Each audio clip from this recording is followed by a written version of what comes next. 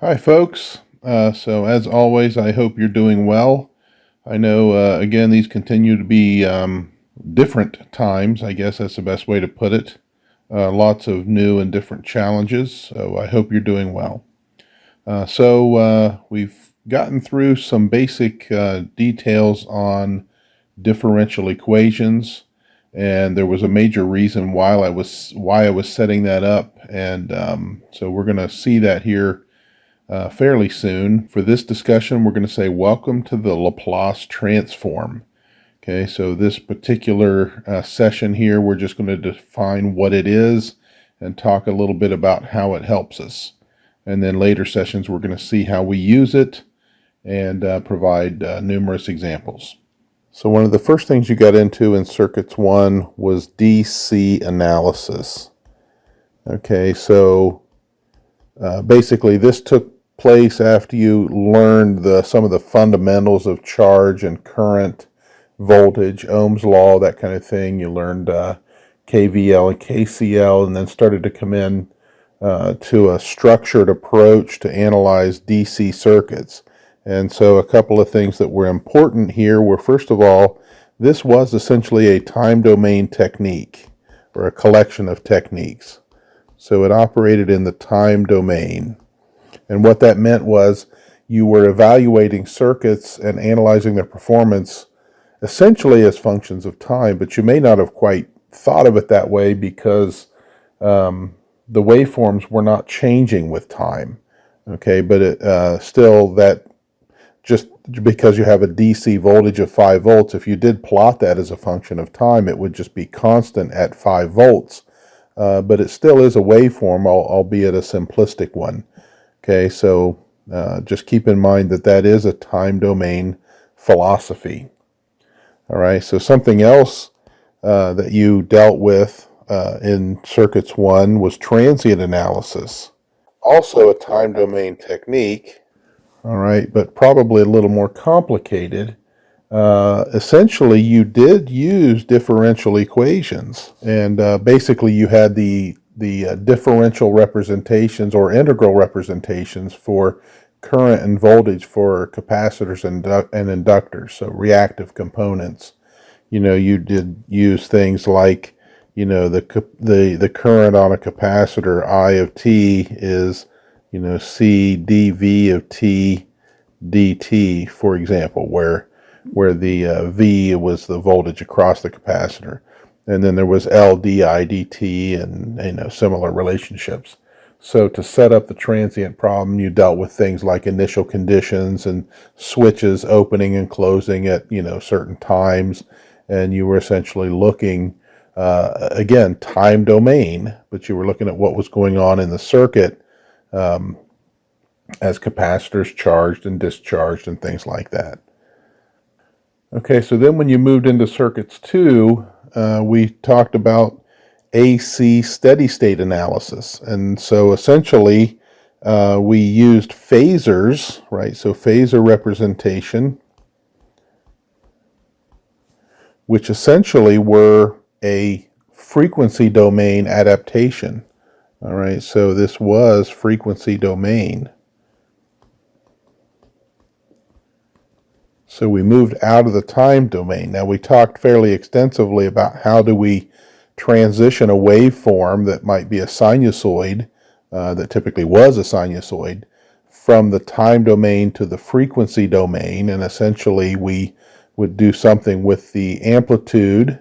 In our case, we would divide by radical 2 to get the RMS value for the sinusoid. And then we would also look at the phase, right? So we would write that down. So we would have this phasor representation that had a magnitude and an angle associated with it, and we talked about how that would relate to a complex variable. But the purpose for that was to have a convenient way to represent the time domain characteristics of the waveform in this frequency domain. And as we did our analysis, we had to use the frequency that we were operating at to determine the impedance of the reactive components. So we had to do things like, the impedance of an inductor with inductance L is j omega L. And the impedance of a capacitor, right, with a capacitance C equals negative j over omega C, right? So those things were frequency dependent, so we could solve an AC steady state analysis problem by plugging in the particular frequency that we were operating at and recognizing that that frequency was fixed. Okay, so essentially it was frequency domain analysis at a single frequency. So what we didn't have were transients. So we had no transients here. Okay, so we were essentially looking at the fact that the circuit was operating for some long period of time and we were under steady state conditions. Now, steady state doesn't mean that the voltages and currents weren't changing with time. Matter of fact, they're oscillating at the frequency under study. But there were no, the steady state behavior was essentially understood to have been going on for a long period of time. Okay, so it was a frequency domain approach, as we've discussed, and but it did allow us to use DC-like techniques. So it allowed DC-like, I'll put that in quotes, techniques. Okay, so the concepts of, KVL and KCL and all those things that you learned in Circuits 1 for DC were applied in the steady state AC analysis world in the same way, but we had to use complex arithmetic to do the work.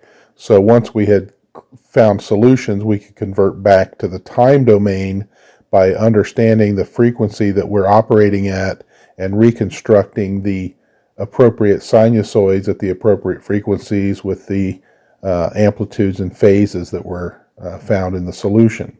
So then we moved on from our AC steady state analysis and started looking at circuits with frequency as a parameter. So essentially we would allow omega to be left as a parameter in our representations. Okay, so this stemmed from steady state analysis.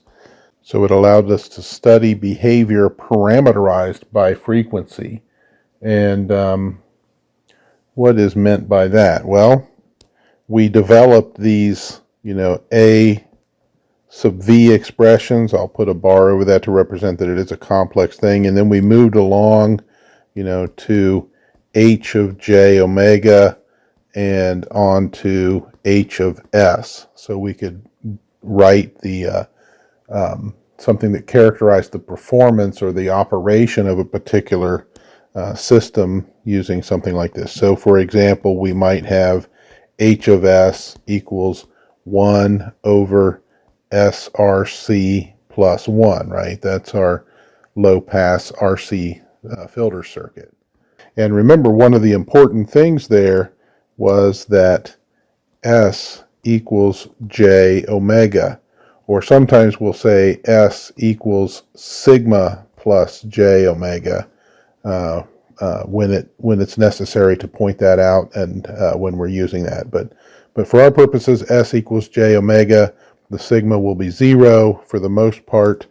And right, omega is our frequency term, and that fits in right here. So we have a transfer function that essentially shows the performance, the input-output characteristic of this circuit, where frequency is a parameter in there, and we leave it there because we can evaluate H of S at various different frequencies and determine the magnitude and phase response of the circuit. So again, this gets back to our frequency response characterization.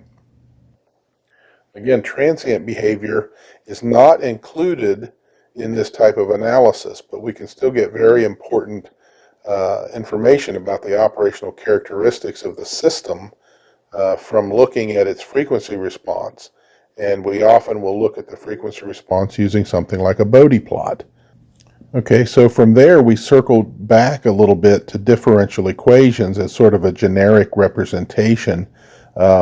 And the point of the discussion in the last several lectures was just to remind ourselves of what differential equations are if we've seen them before, or maybe shed some light on what they are if you haven't experienced them before, and then talk a little bit about some of the solution techniques associated with it. Again, that discussion was not supposed to be exhaustive, but it was, again, designed to get us at least thinking along those lines. Just to summarize, though, what we did learn with differential equations is essentially we determine explicitly time domain characteristics. So we look at signals or waveforms represented in the time domain and how a circuit might respond purely in a time domain fashion. So when you get right down to it, the differential equation can essentially replace all of the above. So everything that we've done in our circuit analysis can actually be handled by writing the appropriate differential equations, the relationships between current and voltage through the reactive and non-reactive components. The problem with that is this can be very difficult. Now, it's not always difficult, but it certainly can be. It can be tedious, it can be error prone, but really when you get down to the fundamental nature of what's going on, most of our circuits that we're analyzing are operating in real time, and so having this idea of what is the time domain input-output characteristics, having intuition and knowledge of that is very important. But again, because it's tedious and difficult for a lot of people, these other techniques, these frequency domain techniques, were developed to help sidestep some of those issues associated with the complexity of the differential equations. Doesn't mean that we want to avoid the differential equations, but especially as engineers and scientists, there are times when we want to work smarter, not harder. So if we can come up with useful results from circuit analysis and not always have to write the differential equations and complex waveform representations in the time domain to get those results, well, it makes sense to consider ways to do that. And so the Laplace transform is where we head for that purpose. So what is this Laplace transform? Well, first of all, it's an extremely powerful frequency domain technique that converts differential equations to algebraic equations. And we'll see what that means here in just a little bit. But that really, in a nutshell, is what we're headed for, what we're trying to get out of this Laplace transform. So there are at least three major benefits to using the Laplace transform. First, it can handle the broader range of waveforms or inputs. With AC steady-state analysis techniques, which again are frequency domain, we're generally limited to sinusoidal waveforms. And with the Laplace transform, we can go beyond that to exponential or polynomial or other types of waveforms that often can occur in systems and circuit analysis. Second, it effectively handles initial conditions and the transients that can be associated with it. So that's something, again, sinusoidal steady-state analysis doesn't allow us to deal with. And third, it lets us deal with the full system response, and that means essentially forced responses due to specific inputs or forcing functions, and second, the unforced response or natural response of the system. So the ability to handle all that with a single tool is very useful. So these three benefits are something that you should be aware of, and also how they relate to the tools that you've used in the past. So again, the Laplace transform, it's not designed to be a panacea that does everything for everybody, but it is certainly, again, a powerful tool that you can use to your benefit in many ways. Okay, so I beat around the bush a whole lot. It's now time to formally define what is the Laplace transform. We're assuming that we have a waveform f of t.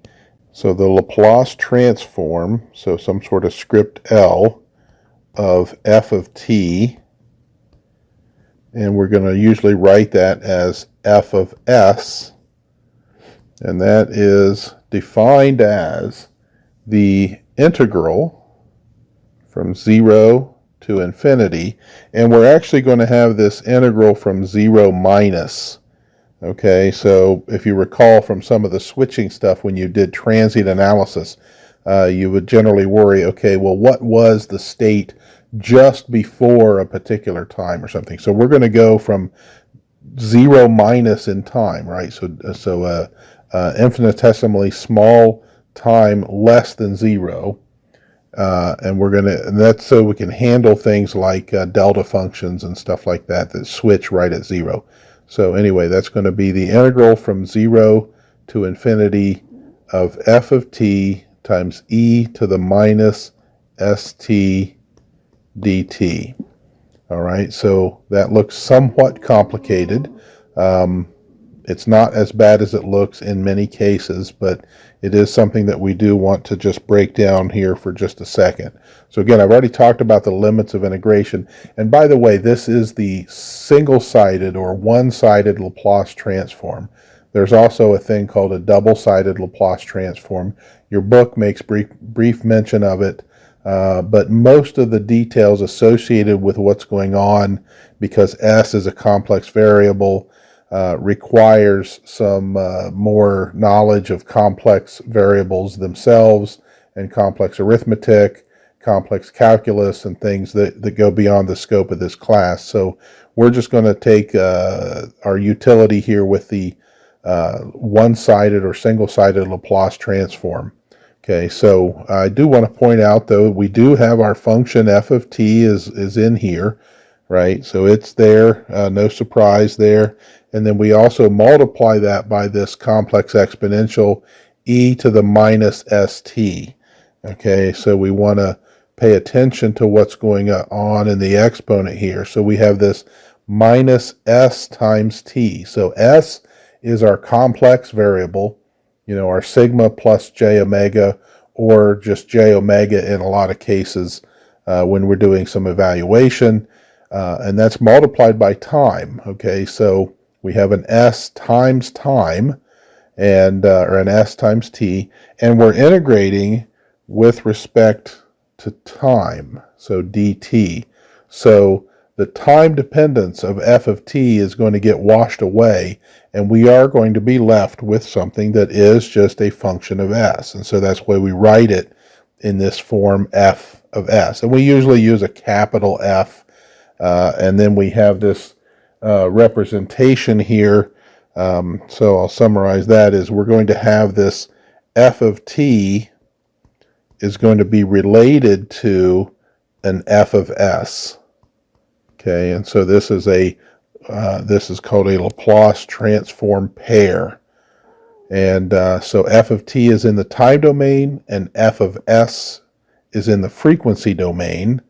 And so this transformation takes us in a fairly general sense from the time domain to the frequency domain. Okay, so we're going to talk about some examples here, and we're going to use several functions that you're going to come across frequently in your career. So we'll start with the delta function. Okay, this is one of these impulsive functions, and you may again have dealt with that when you were talking about transient analysis issues back in Circuits 1. So the delta function, or sometimes called the Dirac delta function, is a function that evaluates to 1 when the argument is 0. So in this case, when t is 0, the function evaluates to 1, and it is 0 everywhere else. So you can imagine this function is essentially a jump discontinuity at t equals 0. So it's 0 everywhere. At t equals 0, it has a value of 1. So you can imagine something like the slope of delta t is undefined, actually, at t equals 0, and the slope is 0 everywhere else because it's constant at 0. Okay, so to generate the Laplace transform, well, we're going to say that f of s equals the integral from 0 minus to infinity of delta t e to the minus st dt. Well, the thing about this is this function is 0 everywhere except t equals 0. So this idea of even integrating kind of goes away. So the integral falls apart, and all we're going to do is have something that is going to be 1 times e to the minus 0, because t is going to be 0 right at that instant, and so we know that e to the minus 0 is 1, so this whole thing is just going to evaluate to 1.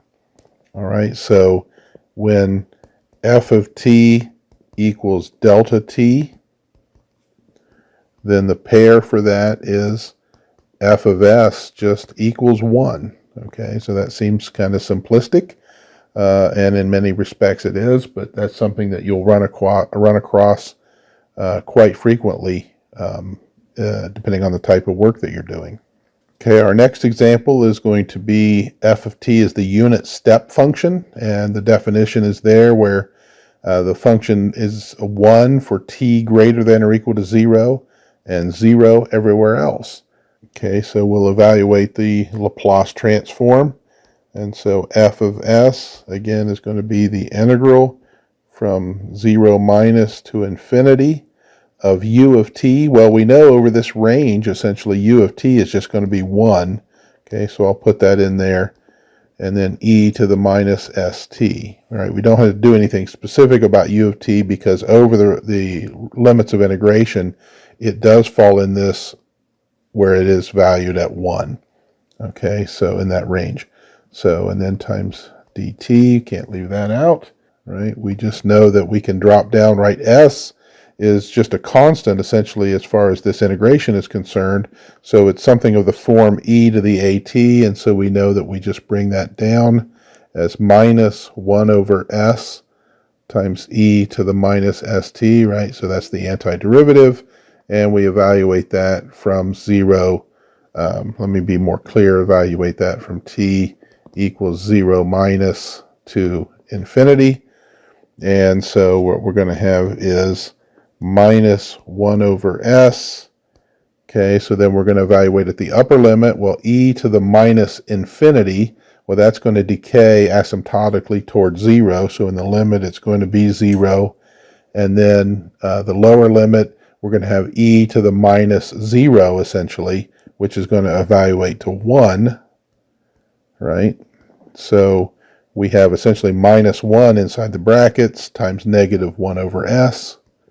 And so that is 1 over s. So that's what the Laplace transform of the unit step is.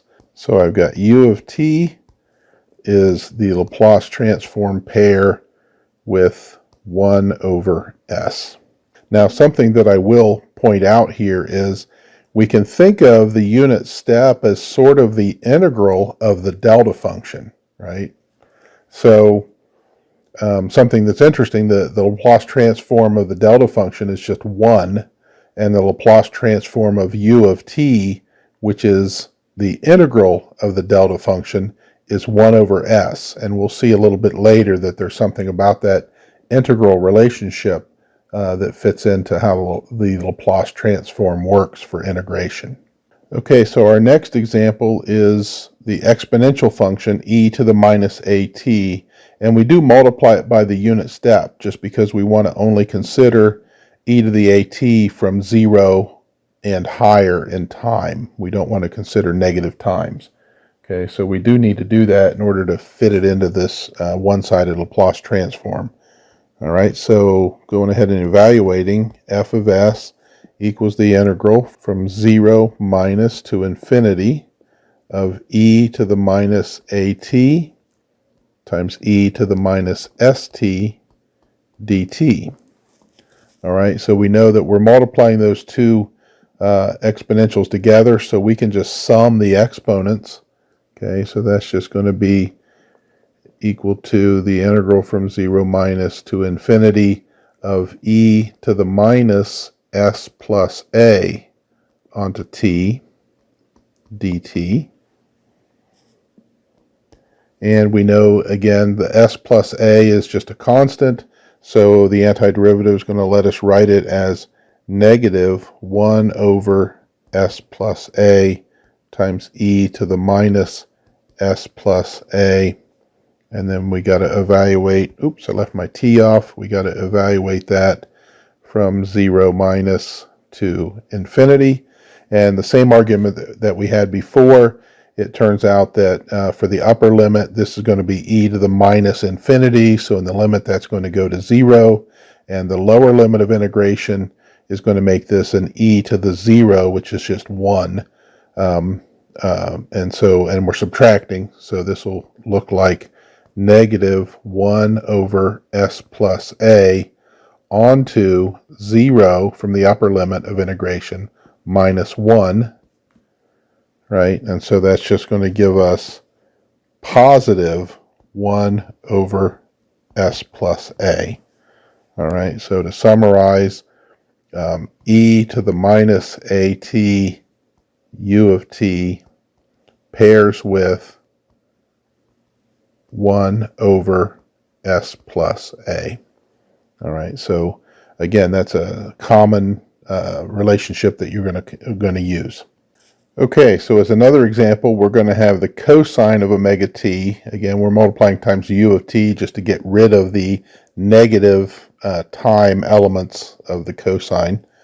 All right, so now something we are going to take advantage of is, if you recall some Euler relationship, let us say that the cosine of some angle theta can actually be written as e to the j theta plus e to the minus j theta, and that whole thing over 2, right? So we're going to use that relationship in order to help us with the Laplace transform, right? So we are going to have f of s equals the integral from 0 minus to infinity.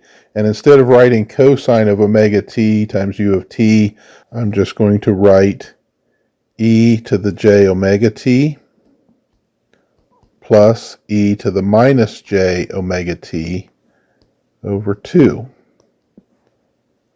And then I've got to write my e to the minus st dt. All right, so that looks somehow a little more involved, but it's really not that bad. So I'm going to forge ahead here, and I'm going to say that's going to equal, I'm going to pull the 1/2 out front. So that's going to be 1/2 times the integral from 0 minus to infinity.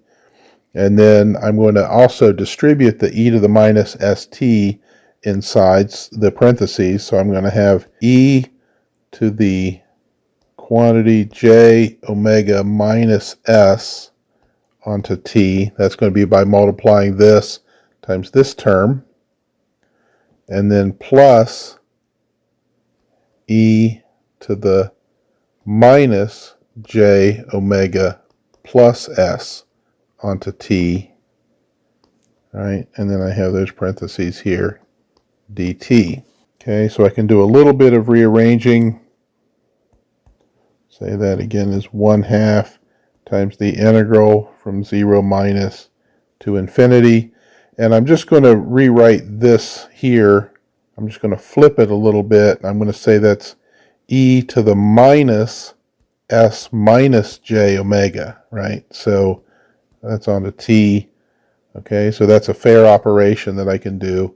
And then plus e to the minus s plus j omega onto t dt. Okay, so we know integration is linear, so that means that the integral of a sum is the sum of the integral. So I can do these antiderivatives separately, and I'm going to go ahead and do that. So that's going to be equals 1/2. And for this one, again, this is going to be a constant, as it is with this one, so I can just bring that down into a denominator.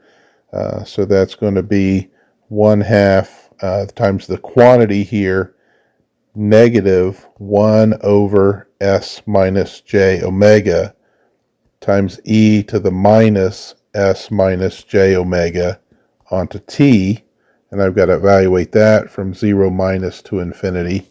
And then similarly, I'm going to have a minus 1 over s plus j omega onto e to the minus s plus j omega. And I've got to evaluate that from 0 minus to infinity. Okay, and then I close my brackets. So it looks horrible, but it's really not that bad, right? So I can now come in and say, well, I've still got my 1/2 out in front, so that's going to be 1/2, and still inside the bracket. So now I have, again, I'll just carry this along for a moment, minus 1 over s minus j omega.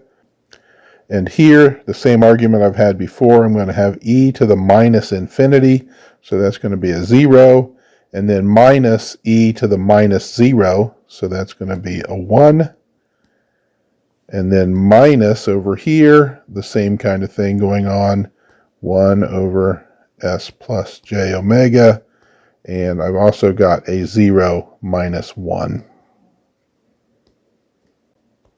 So moving along here, I'm going to have 1/2 onto 1 over s minus j omega, right?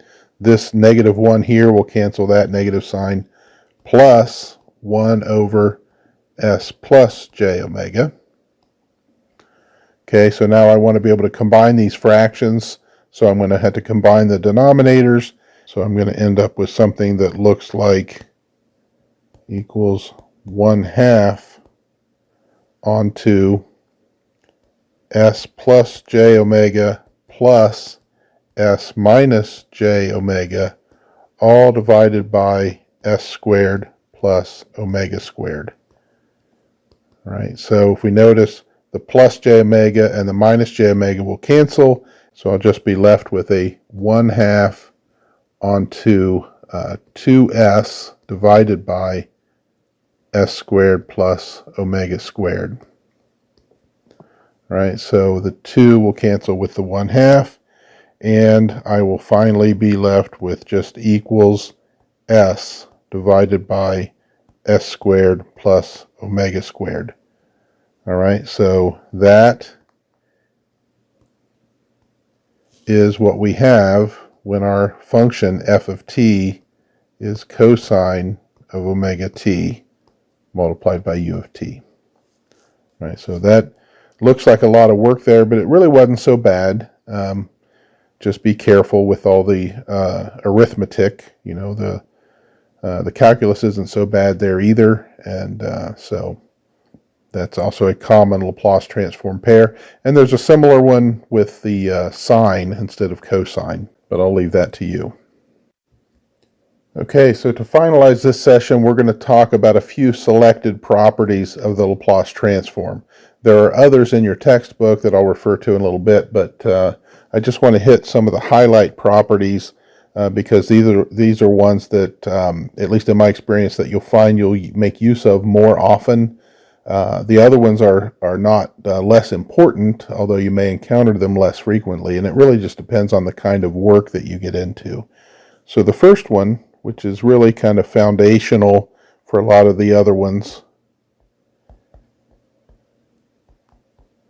is this property of linearity, right? We mentioned linearity with our linear differential equations, and so to summarize, and we're not going to prove what this amounts to, but to summarize, suppose we have two Laplace transform pairs. So suppose we have some function f1 of t that is paired with the Laplace transform f1 of s, and suppose that we also have f2 of t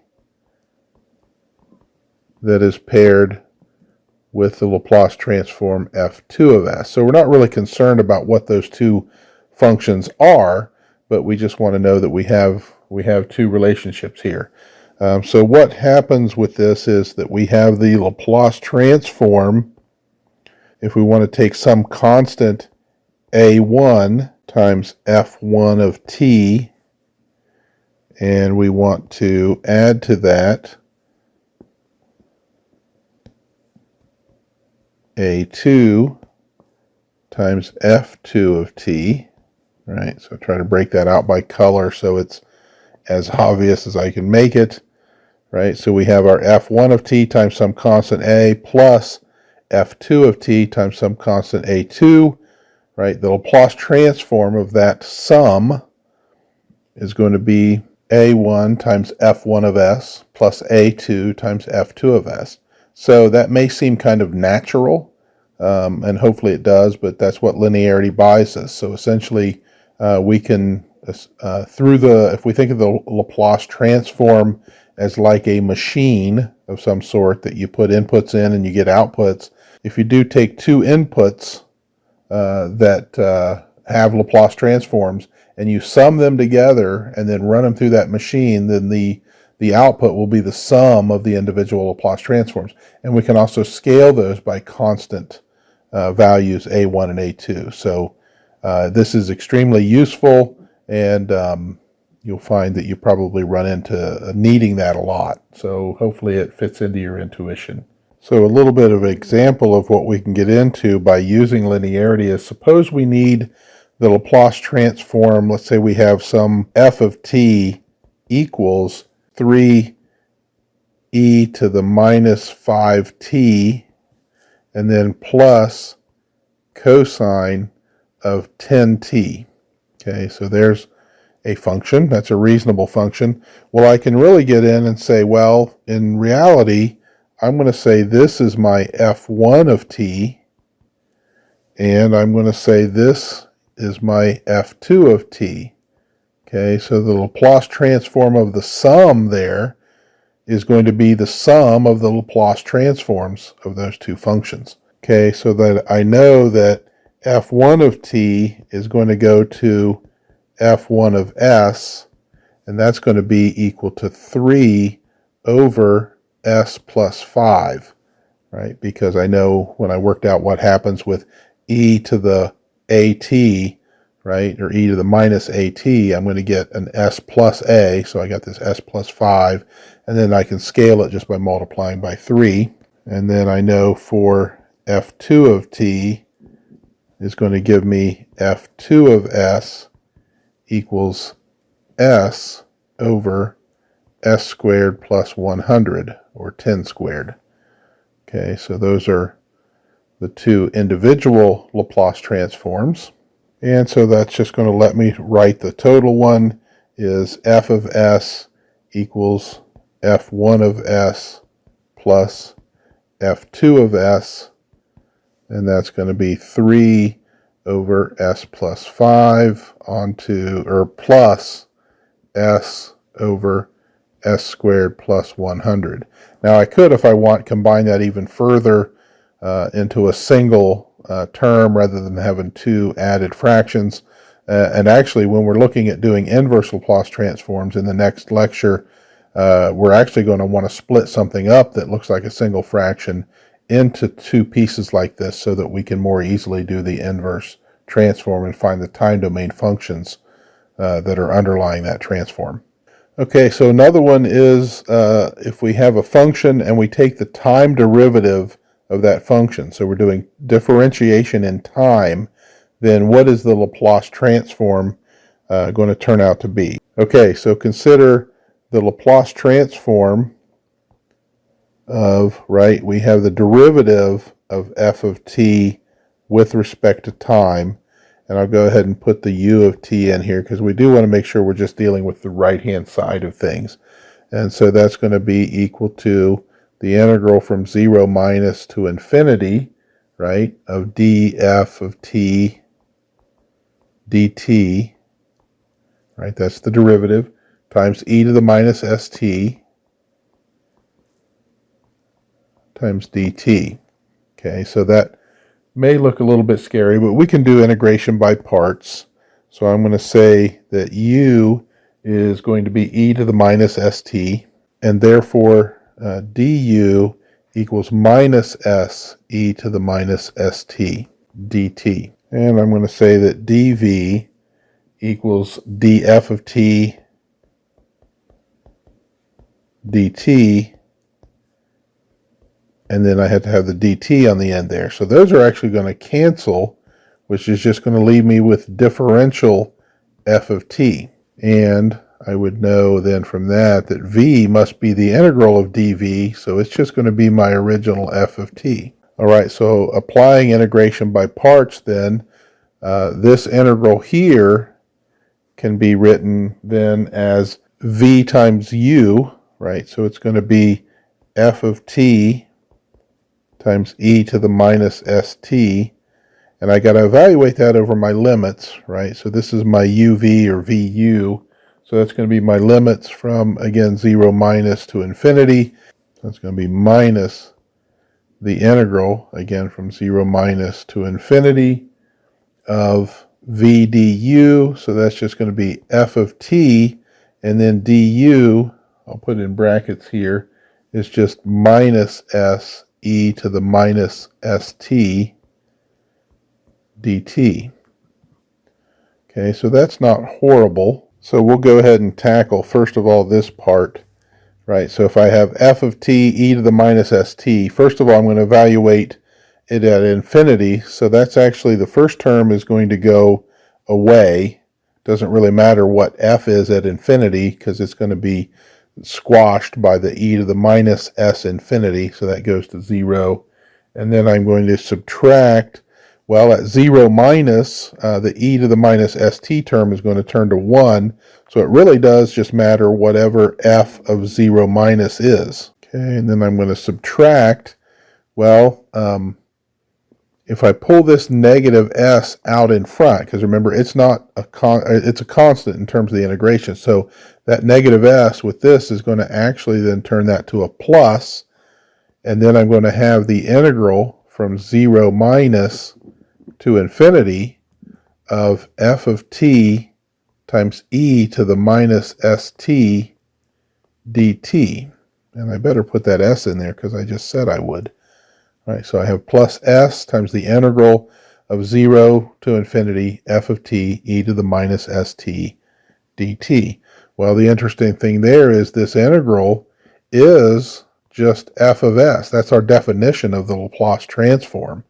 Okay, so then I can take this and rewrite it as that's going to be s times f of s, right? That's where this s comes down here, and I have f of s, and then minus whatever the function value, essentially like an initial condition thing at 0 minus. Okay, so essentially the major takeaway here is if I presume 0 initial conditions, which I might not always be able to do that, but presuming I do, then I'm going to say that term is going to be 0. And so what I'm essentially going to have is the Laplace transform relationship with 0 initial conditions. It's important to keep that in mind that this term goes away. Then I will have the derivative of f of t with respect to time is going to have in its Laplace transform pair s times the Laplace transform of the original function f of s. So differentiation essentially in the time domain corresponds to multiplying by s in the frequency domain. And then if necessary, I do have to keep this minus f of 0 minus, this initial condition term. I have to keep that there if it exists, right, if it's non-zero. So you can't just throw it away. You do have to pay attention. But this is an important and powerful relationship. Okay, similar to differentiation, we're going to talk about integration. So if I have the Laplace transform of, I'm going to integrate this function f of t from 0 to t, and actually, I'm sorry, f of tau, because I can't, right, I'm integrating from 0 to t, so I have to have a dummy variable of integration in there. So, but if that's what I have, so I'm integrating some function f from 0 to t, then I'm just going to point out here, it's just going to give me 1 over s times f of s. Okay, we're not going to go through a long drawn-out derivation of it to save some time, but the mechanics are kind of similar to what we did with differentiation. But obviously, instead of multiplying by s, we divide by s. So again, differentiation in the time domain corresponds to multiplying by s in the frequency domain, and integration in the time domain corresponds to dividing by s in the frequency domain. Okay, so another relationship that I just want to highlight and summarize here is that in the time domain, the initial value, So the value of the time domain function f of t at t equals 0 is equal to the limit as s goes to infinity of the product of s times f of s. So essentially we take the Laplace transform of f of t, right, that's f of s, we multiply by s, and then we take the limit of what that product is as s goes to infinity. And that will give us the initial value of the time domain function at t equals 0. So I'll also leave it to you to explore the details of that relationship. So we have another theorem that says the final value, or essentially as time goes to infinity, what value does the function tend to? And this is just going to be the limit as s goes to 0, not infinity, but as the limit as s goes to 0 of s times f of s. Okay, so that's pretty cool, but there is a major caveat, so there's a warning here.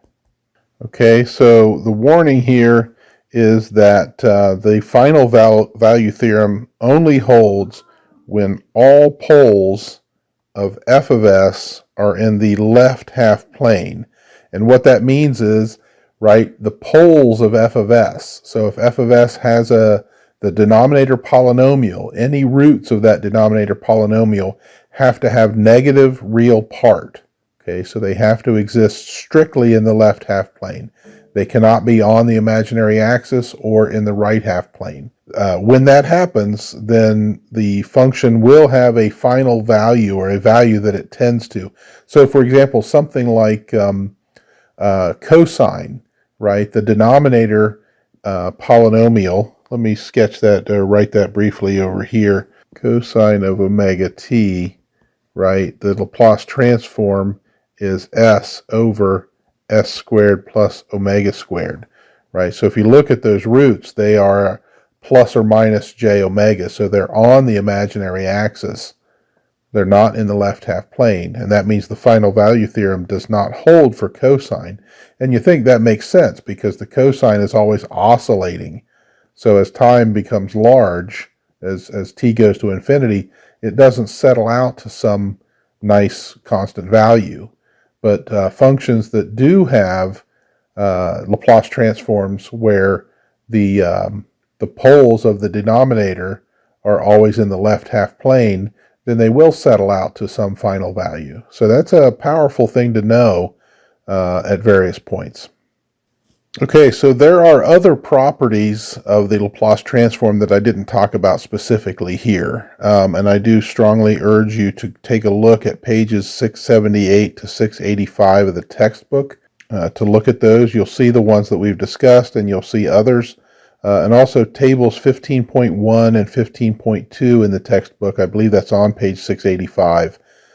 Summarize a lot of those important things and provide a number of Laplace transform pairs.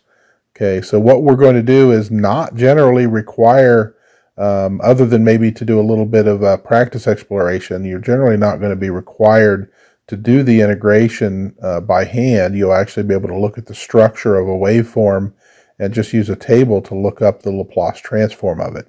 Now again, I don't want you to use the table as a crutch and do it blindly where you don't really understand what's going on. I do want you to take a look at what we've discussed here and have some, even if it's limited, intuition as to what's going on. But generally using the transform pairs from a table are going to be very useful to you. And again, that's part of having tools to help you do work smarter, not harder. But it's just like learning to use a calculator. You still need to know how to add and divide and all those kinds of things, and then you can just use a calculator to help you do it more efficiently.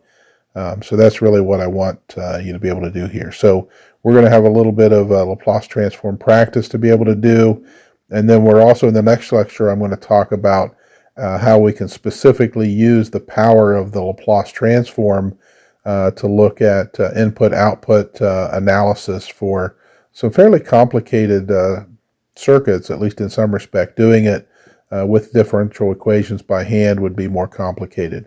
But first we need to look at some mechanics of how we might do the inverse Laplace transform. So that's what we're going to do next. Then we'll look at some examples, and I think we'll be good to go with the Laplace transform. So thanks for listening. Have a good day.